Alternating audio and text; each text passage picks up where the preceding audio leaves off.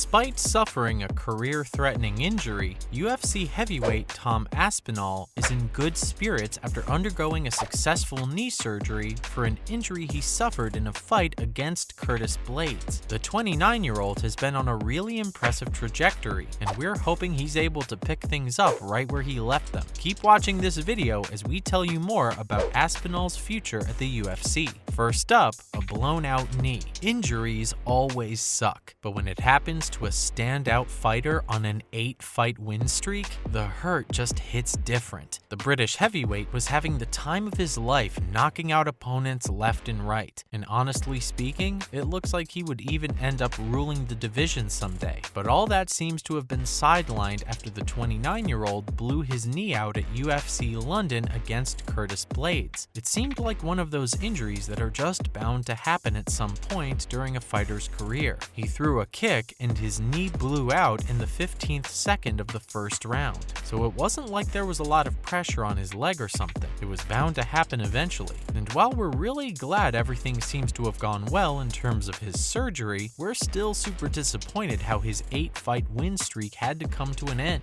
The heavyweight tore his MCL, doing some moderate damage to his meniscus and ACL as well. Tom left a pretty heartfelt message for his fans just moments before his surgery, thanking them for all the love and support they've given him after the fight. But still, Aspinall remains the hottest prospect in the division, with some major UFC stars backing his return, including Michael Bisping, who's already labeled the star as a future British heavyweight champion. Next, a period of inactivity. Now, granted the severity of his injury, it's highly likely that Aspinall would be out for at least a year before we see him inside the octagon. We've seen a lot of similar injuries in the past, with fighters having to sit out on the sidelines for months before they even start training. And since the surgery is out of the way now, this is where his real challenge begins. He'll really have to hold on to everything he has and get through the tough period of inactivity. But we're not exactly talking about the day until he steps inside the octagon. We're talking about the several months before he can even start training again.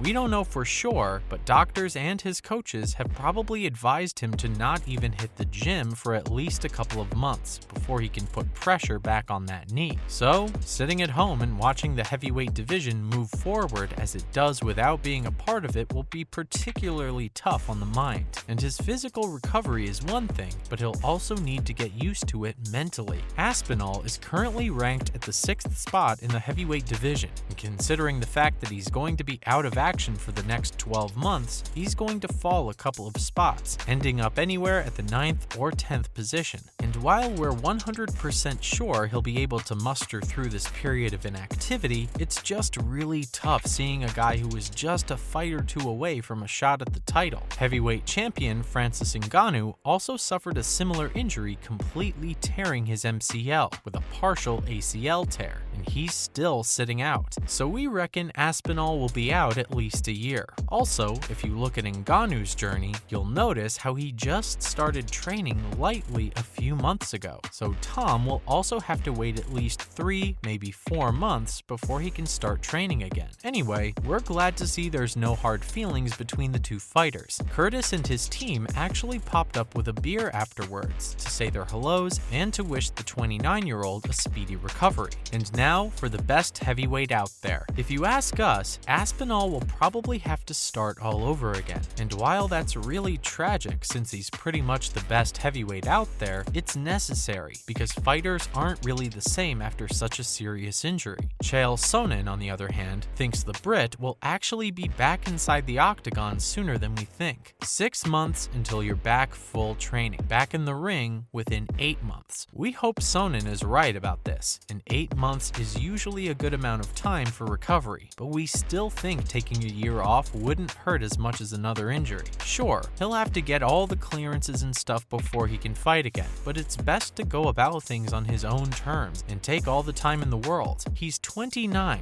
so there isn't exactly a cap on how long he can fight. Taking things slow is also in the UFC's best interest, since we're practically talking about the best heavyweight out there. Alright, time for some bets. If we had to put our our money on an opponent for his comeback, we'd have to say Cyril Gane. That match just feels right, and it's also a really intriguing fight. Time for some more on the UFC. Up next, Do Better. UFC 280 is going to be the stuff of dreams. Charles Oliveira versus Islam Makhachev for the lightweight title, Aljamain Sterling defending the bantamweight title against TJ Dillashaw, and guys like Sean O'Malley and Beneil Dariush will all be present for a night full of action. And while UFC title challenger Darren Till is super excited about the lightweight title bout, he has one very odd request. He doesn't want DC to be on the mic. Now, we're not exactly sure why he said that, but Cormier kinda took it to heart and tweeted out a long paragraph on how he doesn't expect that from Till. He also said that his commentary has no impact on the decision, or anything at all for that matter, so it shouldn't really make a difference whether he's there or not. Oh,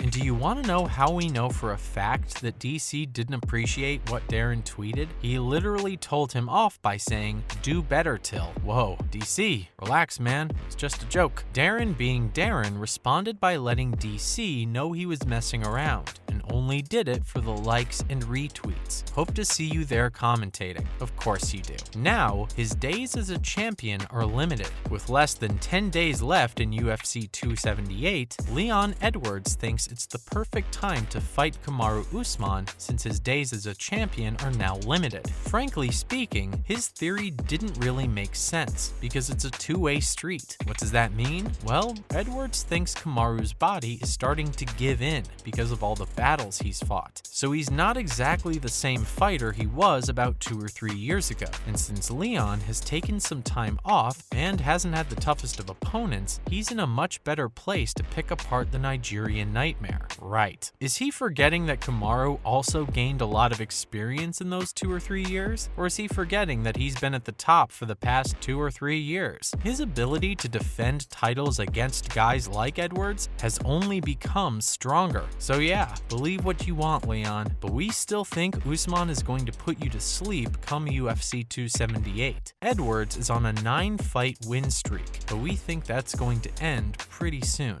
Finally, retired too early. President Dana White has finally weighed in on the whole GOAT debate, and surprisingly, Khabib Nurmagomedov is not on the list. A lot of fans have been calling him out for not naming the Russian, but come on, he's entitled to his own opinions. And what he said also made a lot of sense. We get how it must be really hard for Khabib fans to digest the fact that he's not the GOAT in Dana's eyes, since he has an undefeated record. But like Dana said, he retired too early. He didn't even face some of the tougher guys in the division. Like, imagine if he was still around right now and went up against someone like Charles. Although, did you know Khabib's coach actually hinted at the Russian's comeback if Islam is unable to get the job done? Yup, if Charles manages to secure a victory over Makhachev, the undefeated fighter might just have to call it quits on retirement and come out to settle the score. Never in our life have we wanted someone to lose as badly as Makhachev.